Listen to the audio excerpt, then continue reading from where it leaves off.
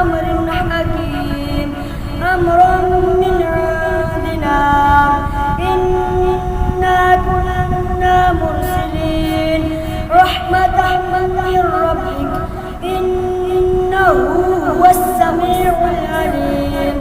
رب السماوات والأرض وما بينهما إن كنتم موقنين لا إله إلا هو يحيي ويميت ربكم ورب آبائكم الأولين بل هم في شك يلعبون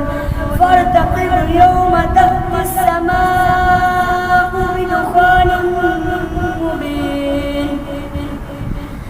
بدخان